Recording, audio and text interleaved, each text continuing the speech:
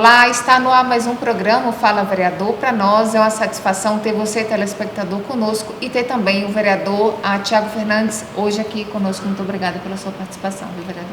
Eu que agradeço, Emelise, é um prazer estar aqui mais uma vez, tendo a oportunidade desse espaço tão democrático e necessário para demonstrar o nosso trabalho e o dia a dia do Poder Legislativo. Verdade, vereador. O tema da área política é corrupção. No Brasil, né, e nas cidades de Uberlândia, recentemente, pessoas da área da política, pessoas que analisam a política e fazem observações, têm falado que operações como a Lava Jato, operações nacionais, elas têm levado não tem surtido tanto efeito com relação ao não temor aí de agentes públicos municipais com relação à corrupção. O papel do vereador ele é muito limitado, porém ele tem uma prerrogativa muito importante, que é a questão da fiscalização.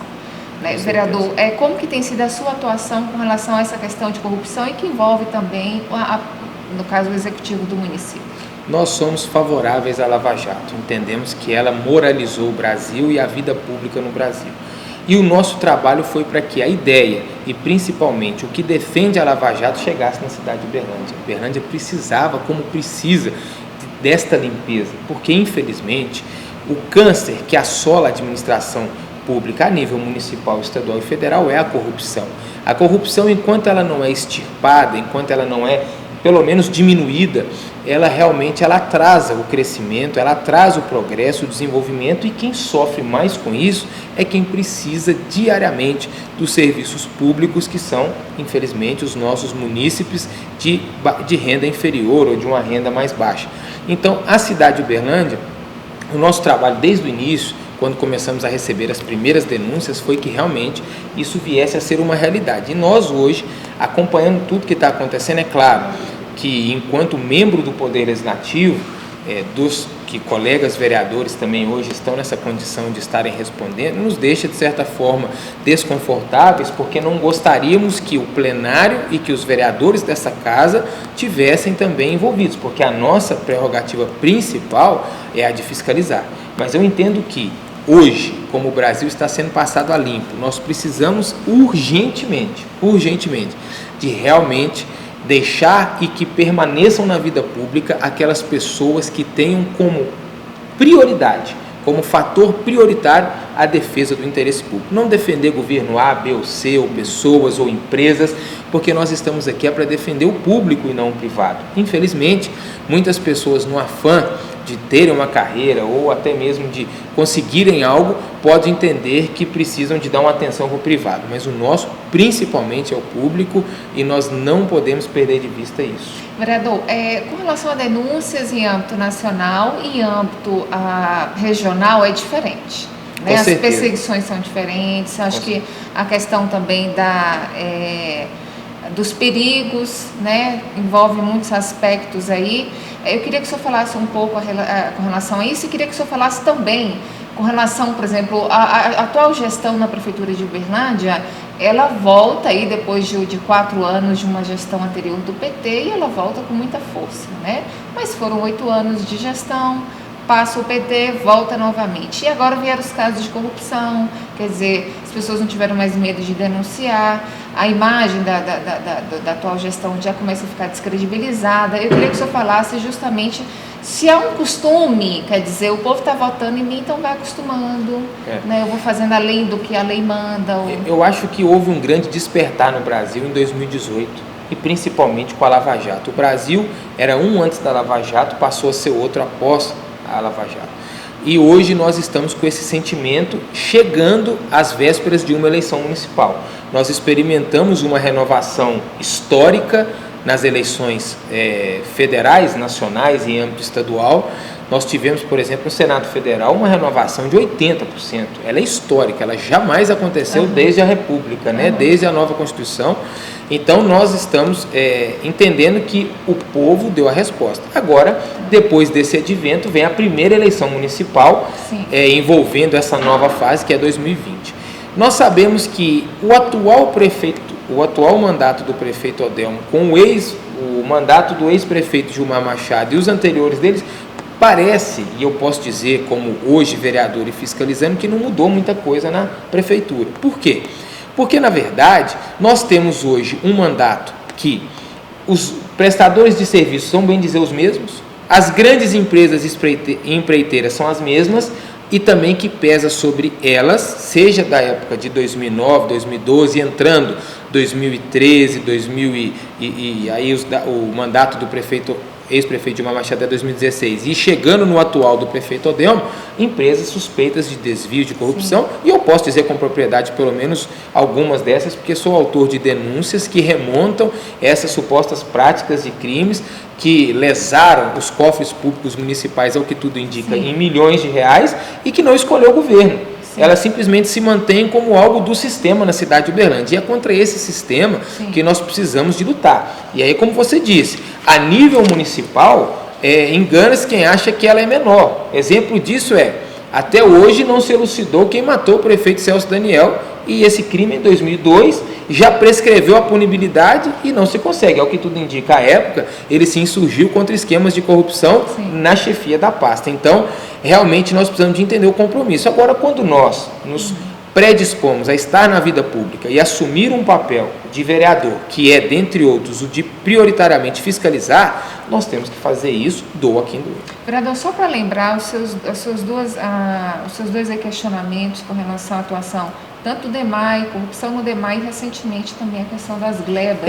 Essa ganhou, né, a questão pública ultimamente, mas nós temos mais duas que estão andando, na verdade mais três, e por questões ainda de sigilo nas investigações a gente não divulga, mas a questão, essa segunda que ganhou também a notoriedade, é de um suposto favorecimento por parte do prefeito e do vice-prefeito a empresários e a políticos, incluindo a pessoa do vice-prefeito, em favorecimento de projeto de lei que supostamente o beneficiaria com um valor menor de imposto a ser pago a título de IPTU de uma propriedade dentre as várias que ele tem aqui na cidade de Uberlândia. Então, essa também foi uma ação que, por ter o prefeito foro privilegiado, quando eu entrei distribuir aqui no GAECO, e é no GAECO porque indícios de mais de 3 pessoas que se associam para a prática de um ilícito já é considerada associação criminosa, antigamente era conhecido como organização criminosa, e o grupo dentro do Ministério Público que existe para combater a associação e organização criminosa é o GAECO.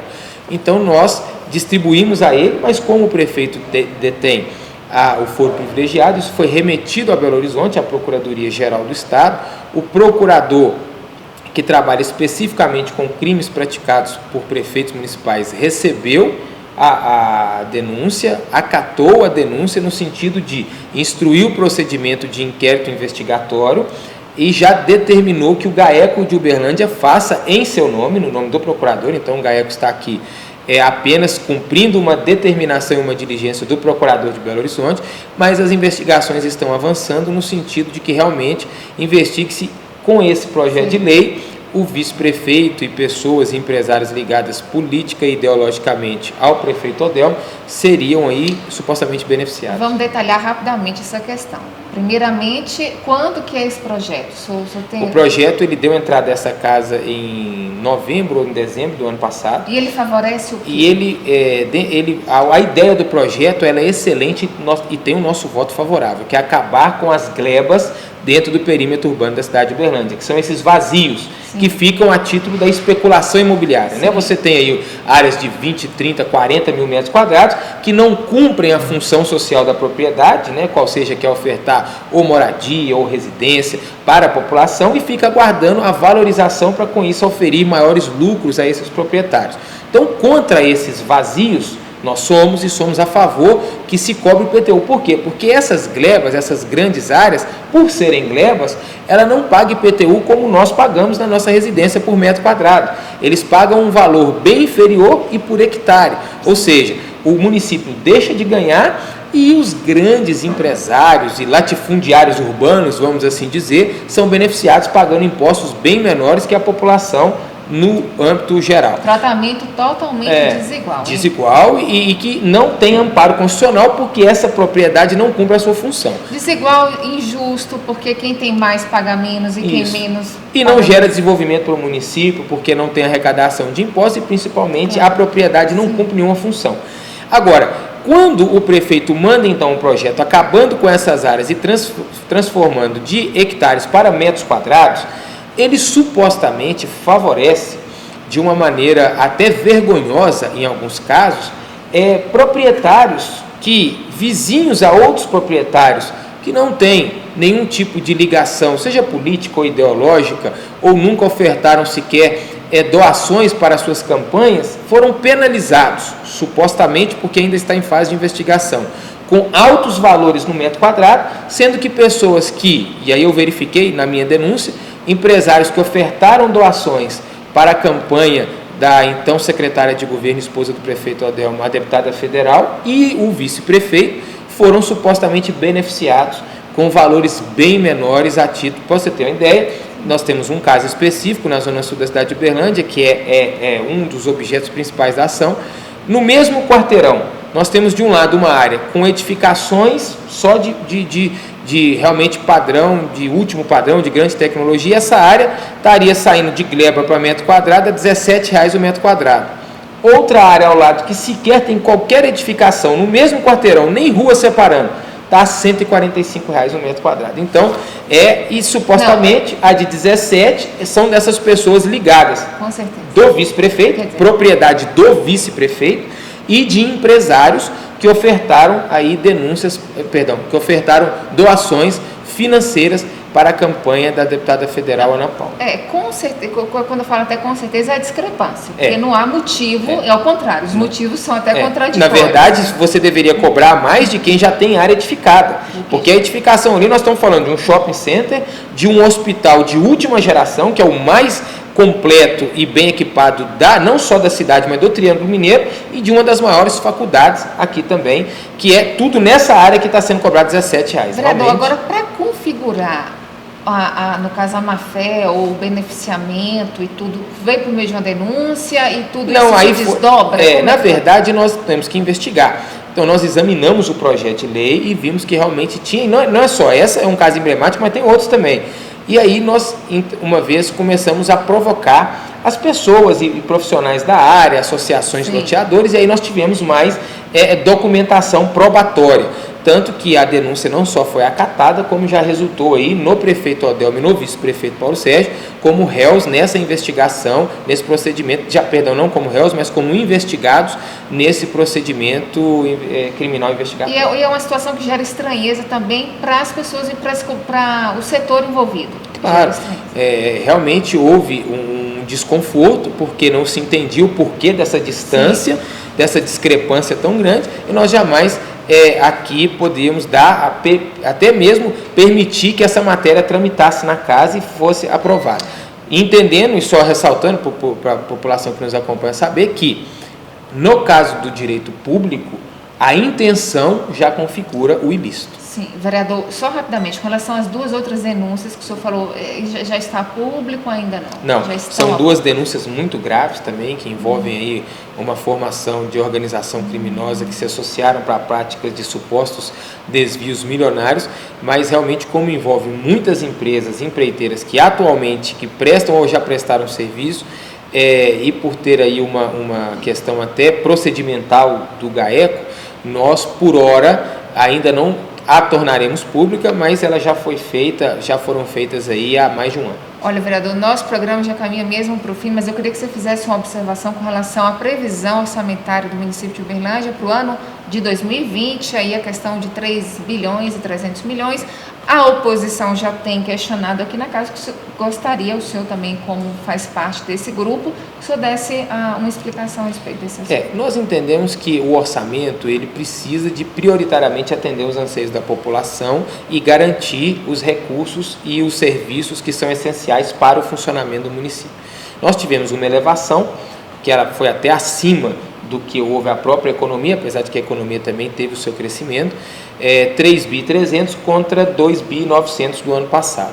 Mas o que merece o nosso destaque rapidamente, depois num outro programa, ou até mesmo depois da aprovação nós podemos falar, seria o gasto excessivo que o prefeito pretende fazer na área da comunicação e publicidade. Aí nós estamos falando de agências e canais de televisão e também com campanhas publicitárias em ano eleitoral, né? Então, de todos até agora os anos, é o maior. O prefeito pretende gastar quase 20 milhões de reais com publicidade e propaganda em ano eleitoral. Isso, além de imoral, nós sabemos que existem diversas outras prioridades no município que não estão sendo atendidas por falta de recursos, e isso com certeza vai ser tema de muitos e acalorados debates aqui para aprovação do projeto. E é passível de questionamento na justiça? Não só passível de questionamento, como já foi fruto de diversas emendas que fizemos, tirando recursos desta pasta e dessa dotação orçamentária, destinando para a área de saúde, educação e habitação, saneamento básico, que é o que é prioridade, que nós votamos como prioridade na Lei de Diretriz Orçamentária. Então,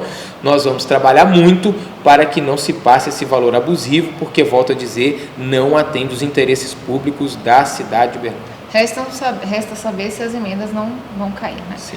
Mas, vereador, eu queria agradecer a sua participação, espero tê-lo aqui novamente conosco. Para nós é uma satisfação realmente tê-lo, justamente para poder explicar aquilo que são os dois lados aí dos polos dentro de um parlamento, né? Eu que agradeço a oportunidade e convido a você que nos acompanha não só estar fiscalizando e acompanhando aqui o trabalho do Poder Legislativo, o dia a dia do Poder Legislativo, mas também do vereador que você votou, fiscalize, acompanhe e cobre, porque só assim nós exercemos cidadania. É isso mesmo. E nós agradecemos a você também, telespectador.